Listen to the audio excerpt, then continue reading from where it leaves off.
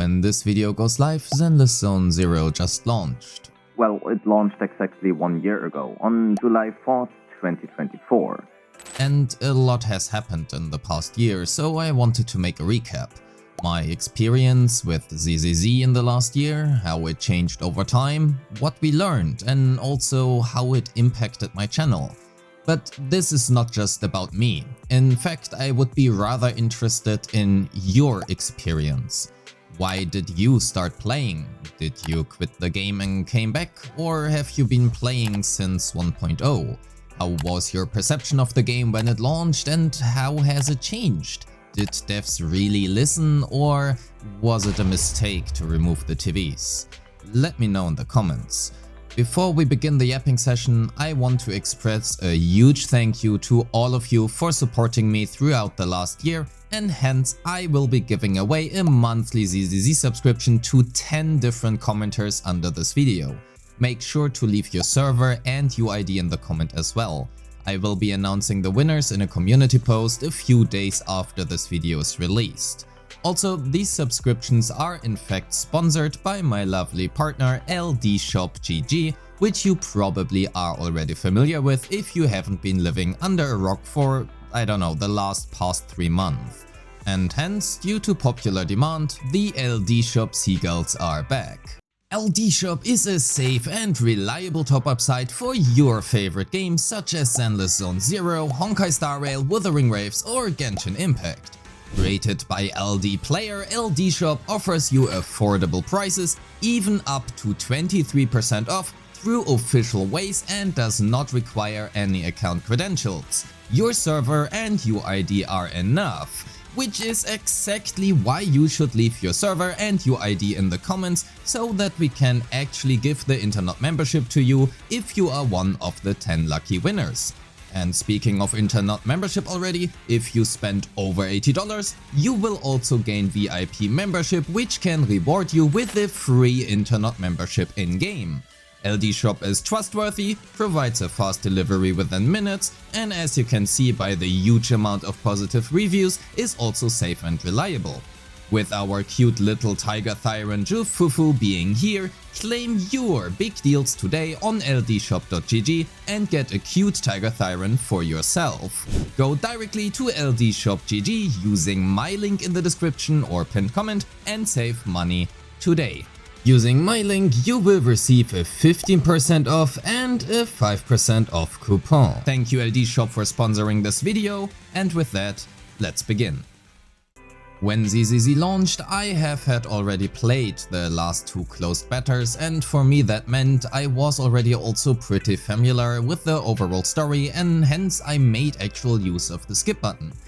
In hindsight, that has been a blessing and a curse. While it certainly did diminish my experience with the game for at least the first 2 chapters, it also gave me enough time to take care of the YouTube channel. We creators do after all experience the game a little bit differently than the average player. We always have this urge to have OBS open and running in the background, capturing every possible moment just for the small chance we might need it in the future. And at the same time, I was also still covering Wuthering Waves. During ZZZ's release, I had to take care of the Jinchi guide and was also already preparing Changli, while at the same time I have been doing tons of theory crafting and preparations for different videos for ZZZ. Alan, Nekomata, Grace, a summary of the different pulls, a combat guide, an overview of the game, and I also had 2 videos sponsored by Hoyo themselves. All of that put me into a position where I didn't really have time to actually think about how much I even liked the game in its current state. I was purely locked in on making content. But what I did know was that I really enjoyed the game's combat, the art direction, characters and animations. Everything just seemed so alive. But I also knew that Hoyo was providing me access to the Creator Experience server, which showed me for the first time what it feels like to be able to make guides without spending $400 on pulling the unit for the sake of simply getting some footage. With a wife, a full-time job and all of that in mind, I then made the very difficult decision to drop Wuva and solely focus on making content for Zenless Zone 0. With literally all 25,000 subscribers at that point in time, absolutely insane number by the way, thank you so much. Being here for Wuthering Waves and not for Zenless Zone Zero, I went from hundreds of thousands of views down to partially not even 10k, sometimes at least for the guides. But I didn't care, I was simply enjoying the game and I enjoyed making the videos. Speaking purely in terms of growth, that might as well could have been the death sentence for my channel. With Zenless advertising itself as an ARPG and most players being greeted by TVs instead, ZZZ had a very fast and also large drop in players, which does not help for the views on YouTube. But after the initial wave of content was over, I had time to actually have some thoughts on ZZZ. And I personally did not really hate the TVs. In fact, I actually think the original Hollow Zero was quite enjoyable for me personally. Sure, it had its flaws, but I enjoyed it. I did have a problem with the way of how it was utilized within the story, however.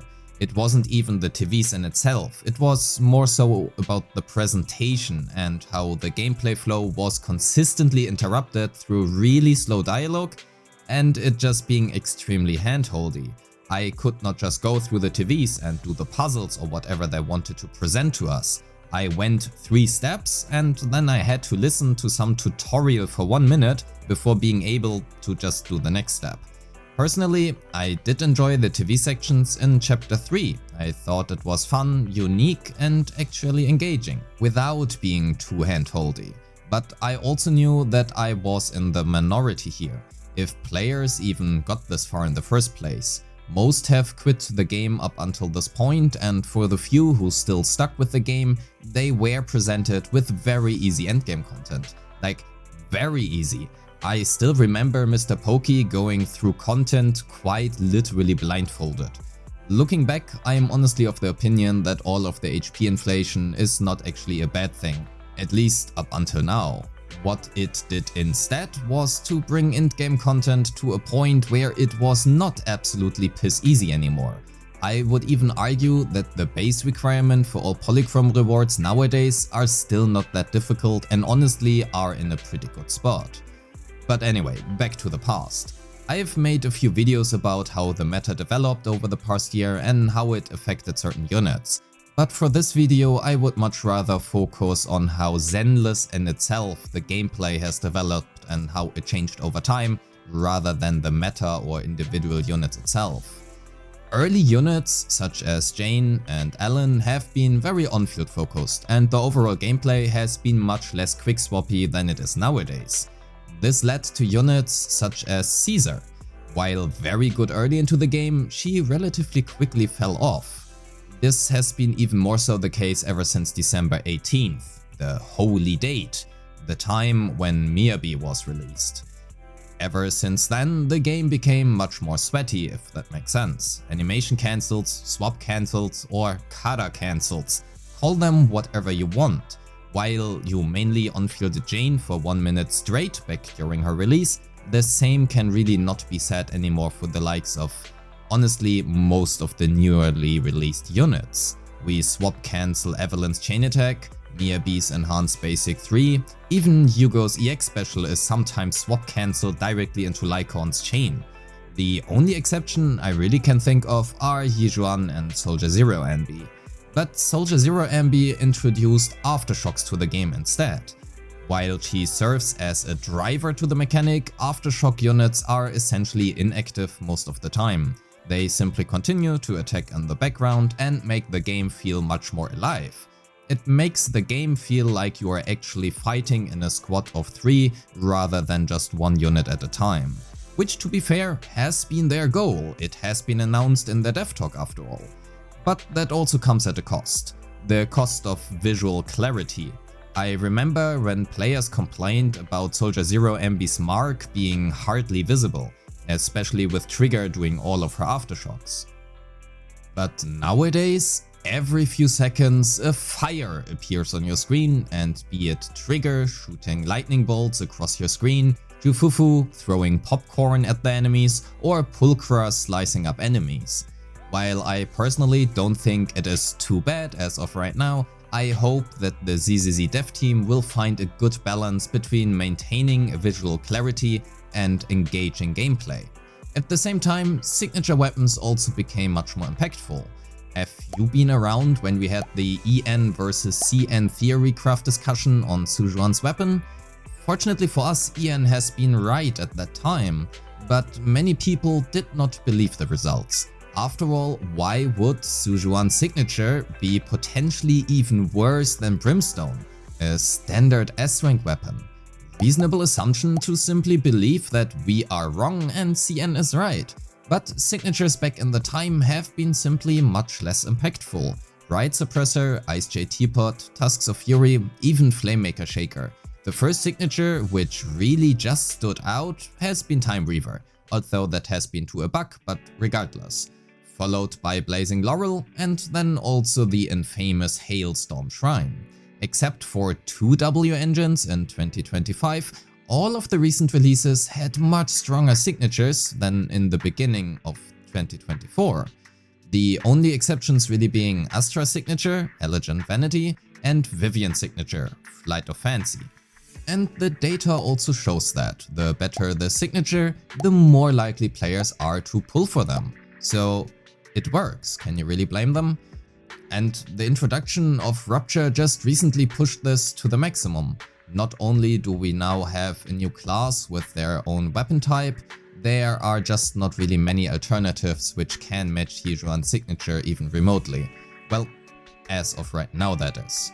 But many of the recent weapons released also have simply been very strong stat sticks. Heartstring Nocturne being a prime example of simply providing so many crit stats that it often just becomes the best secondary option for any attack agent, not really too far behind their signature. And personally, I think if ZZZ continues this way, that is honestly not a bad thing. But what do you think? Do you agree or disagree? Let me know in the comments. Personally, I am very happy with how ZZZ developed over time. I enjoy the more open zone approach of 2.0 a lot more than the instant zones from before. I enjoy the more intricate and flashy combat of Aftershocks, and honestly, I simply just enjoy this game. Today is June 24th, 4:30 AM, the time of writing the script.